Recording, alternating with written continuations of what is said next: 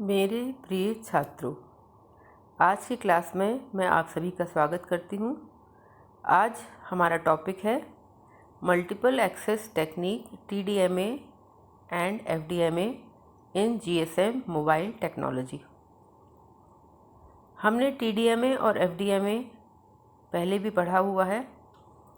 शुरुआत में मैं थोड़ा सा इस पर रोशनी डालूँगी। TDMA और FDMA ऐसी टेक्निक्स हैं जिसके द्वारा मल्टीपल यूज़र्स वायरलेस मीडियम से अपने अपने सिग्नल को एक्सेस या प्राप्त कर सकते हैं। FDMA वह टेक्निक है जिसमें फ्रीक्वेंसी के माध्यम से अर्थात प्रत्येक यूज़र को अलग अलग फ्रीक्वेंसी चैनल अलॉट की जाती है और वो यूज़र अपनी फ्रीक्वेंसी को ट्यून करके वायरलेस मीडियम से अपने डेटा को एक्सेस कर सकता है। इसी के जैसे TDMA होता है। TDMA में फ्रेम में टाइम स्लॉट्स होते हैं। ये टाइम स्लॉट्स विभिन्न यूज़र्स को अलॉट कर दिए जाते हैं। इस प्रकार विभिन्न यूज़र्स वायरलेस मीडियम में अपने टाइम स्लॉट पे अपना डेटा रिसीव कर सकते हैं। तो अब हम देखते हैं कि किस प्रकार से TDMA और FDMA GSM मोबाइल टेक्नोलॉजी में इन दोनों का उपयोग किया जा रहा है। मैंने यहाँ पर एक फ़िगर बनाया है। इस फिगर को हम थोड़ा सा समझ लेते हैं। सबसे पहले यहाँ पर जो है यूज़र का मोबाइल हैंडसेट है। इसके बाद बीच में यहाँ पर वायरलेस मीडियम है। उसके बाद यहाँ पर जो है टावर है जिससे कि यूज़र को सिग्नल मिलता है। इस टावर से BTR जुड़ा हुआ है, बेस ट्रांसमीटर रिसीवर जुड़ा हुआ है और इसके बाद BSC है, MSC है।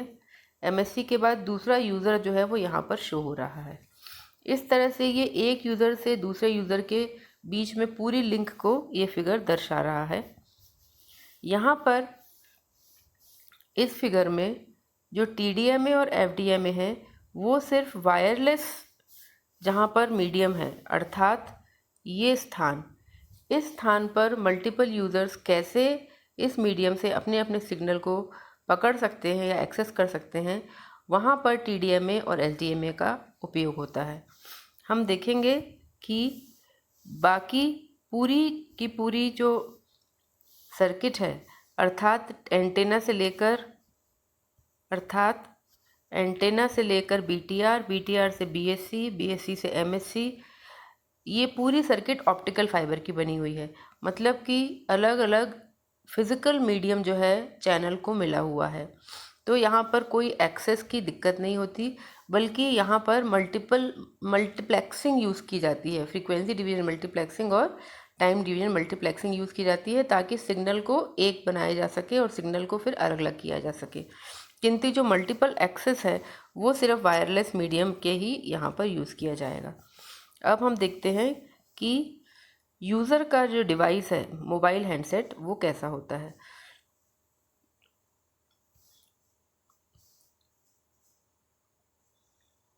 ये देखिए यूज़र का जो डिवाइस है वो यहाँ पर बना हुआ है। इस यूज़र के डिवाइस में हम माइक से स्टार्ट करते हैं। माइक में जो यूज़र है वो अपना बातचीत बोलता है ना। फिर ये सिग्नल जो है SP में गया है। SP is the signal processing section, जहाँ पर लो पास फिल्टर है, जहाँ पर कॉम्प्रेशन हो रहा है, एनालॉग टू डिजिटल कन्वर्जन हो रहा है, हो सकता है एन्क्रिप्शन भी हो रहा है, अर्थात बहुत सारी प्रक्रियाएं जो हैं वो SP में हो जा रही हैं। SP से जो सिग्नल निकलता है वो डिजिटल सिग्नल निकलता है। अब इस डिजिटल सिग्नल को यहाँ पर इस मल्टी फ्रेम के किसी एक टाइम स्लॉट में अलॉट किया जाना है। तो ये जो अलॉटमेंट का काम है कि ये स्पेसिफिक यूज़र किस टाइम स्लॉट को यूज़ करेगा, तो ये अलॉटमेंट का काम जो है वो BSC अर्थात बेस स्टेशन कंट्रोलर करता है। बेस स्टेशन कंट्रोलर जो है उसने इस यूज़र को T4 टाइम स्लॉट अलॉट किया है। तो अब ये यूज़र जब भी बात करेगा तो उसकी जो बात का जो डेटा है वो T4 टाइम स्लॉट से ही ट्रांसमिट होगा। इसके बाद यहाँ पर फ्रीक्वेंसी डिवीजन मल्टीप्लेक्सिंग का मल्टीपल एक्सेस का सेक्शन आता है। हम यहाँ पर देखेंगे कि देखिए इधर से जो सिग्नल आगे निकला ये जो सिग्नल यहाँ से आगे निकला ये गया है जीएमएस के मॉड्यूलेटर में। अब जीएमएस के मॉड्यूलेटर में एक लोकल ऑक्सीलेटर की सिग्नल गया है, यानी कि कैरियर फ्रीक्वेंसी। ये कैरियर फ्रीक्वेंसी है चैनल 5 की। तो ये चैनल 5 किसने अलॉट किया है? चैनल 5 का अलॉटमेंट बीएससी द्वारा किया गया है। अर्थात बीएससी ने इस यूज़र को अपलिंक के लिए या बात करने के लिए दो चीज़ें अलॉट की हैं, T4 टाइम स्लॉट और चैनल नंबर 5 का कैरियर। अब ये जो सिग्नल है ये यहाँ से आगे ट्रांसमिट हो जाएगा, अपलिंक से ये ट्रांसमिट हो गया, ट्रांसमिट होकर एंटेना में पहुँचेगा, यहाँ से फिर BTR के द्वारा ये सब पूरे दूसरे यूज़र तक पहुँच जाएगा। अब हम रिवर्स चैनल देखते हैं कि अगर ये यूज़र जब बोल रहा है, कौन सा यूज़र नंबर 2 जब बोलेगा तो उसकी आवाज़ जो है वो वापस आएगी,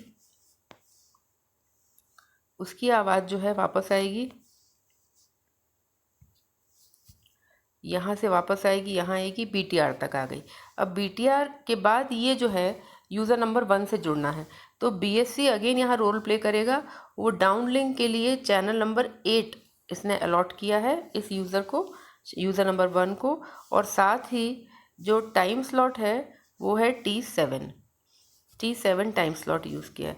तो इस तरह से यहाँ पर जो है अब चैनल नंबर 8 का जो सिग्नल है वो इस रिसीवर ने इस यूज़र नंबर 1 के एंटेना से आ गया है, अंदर एंटेना के अंदर से आ गया, डुप्लेक्सर से जाके ये एंटेना के अंदर डुप्लेक्सर से जाके ये नीचे रिसीवर सेक्शन में आएगा।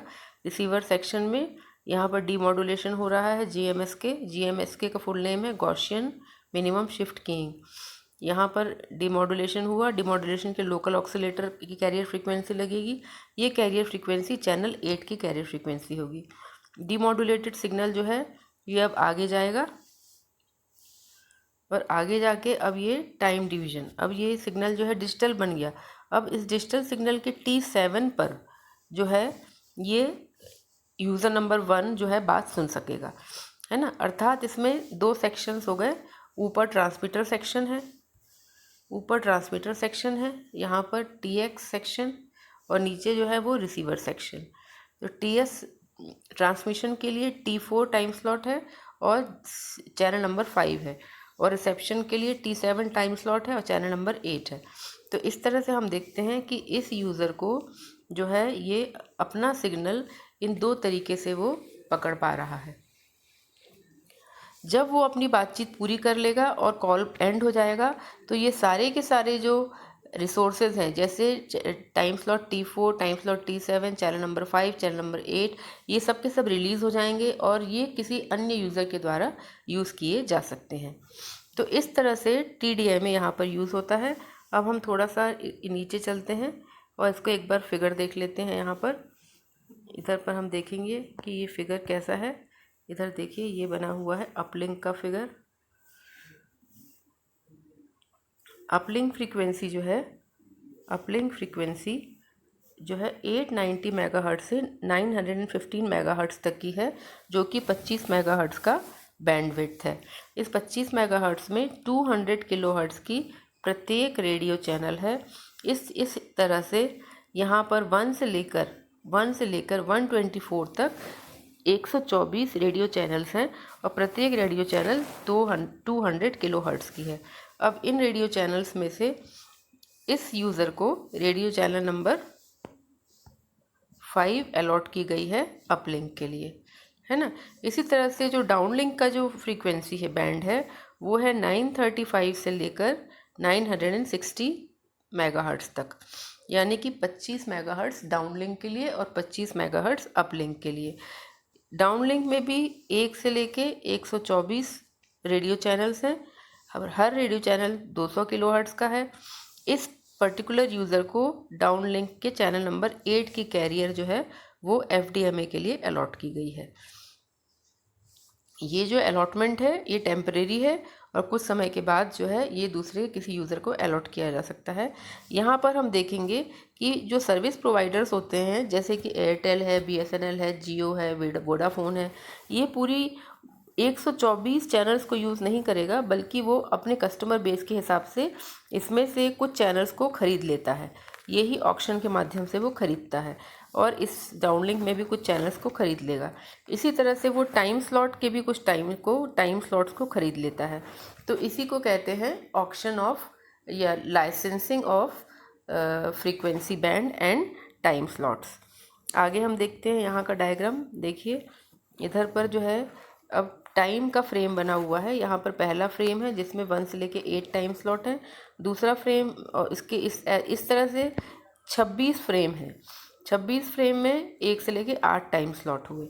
इन 26 फ्रेम में टोटल कितने हो गए यूज़र्स? 8 इंटू 26 बराबर 208 टाइम स्लॉट है ना। तो ये 208 टाइम स्लॉट हो गए। इनमें से लेकिन 192 यूज़र्स को अलॉट किए जाते हैं और 16 जो हैं वो कमांड के लिए रिज़र्व किए जाते हैं। तो 192 यूज़र्स को ये टाइम स्लॉट्स अलॉट हो जाएंगे। ये 26 फ्रेम मिलके एक मल्टी फ्रेम बनता है जो कि 120 मिली सेकेंड्स का एक मल्टी फ्रेम है। अब हम 120 मिली सेकेंड्स को 192 यूज़र्स से डिवाइड कर देंगे तो हमको यहाँ पर लगभग 0.8 मिली सेकेंड्स का यहाँ पर हमको एक टाइम स्लॉट मिलेगा। वो आप डिवाइड करके देख लीजिए कैसा होता है। तो इस तरह से जो है यहाँ पर हमने TDMA को देखा, यहाँ पर हमने FDMA को देखा, है ना। और किस तरह से इन दोनों का उपयोग बहुत ही अच्छे तरीके से GSM मोबाइल सिस्टम में किया गया है, ये आज हमने अच्छे से समझ लिया है। मैं उम्मीद करती हूँ कि आप सभी को मेरा लेक्चर बहुत अच्छे से समझ में आया होगा और आपने पसंद किया होगा। अगर वाकई आपने पसंद किया है तो प्लीज़ मेरे चैनल को लाइक करिए, शेयर करिए, सब्सक्राइब करिए और आने वाले दिनों में मेरे अगले वीडियो का इंतज़ार करिए। मैंने बहुत कोशिश की है कि मैं इंजीनियरिंग के कॉन्सेप्ट्स को हिंदी में अपने छात्रों को अच्छे से समझा सकूं। कॉन्सेप्ट्स जब अच्छे से बन जाते हैं तो आगे की पढ़ाई बहुत सरल हो जाती है। तब तक के लिए मेरे अगले लेक्चर का वेट करिए। तब तक के लिए stay safe, stay healthy. Thank you.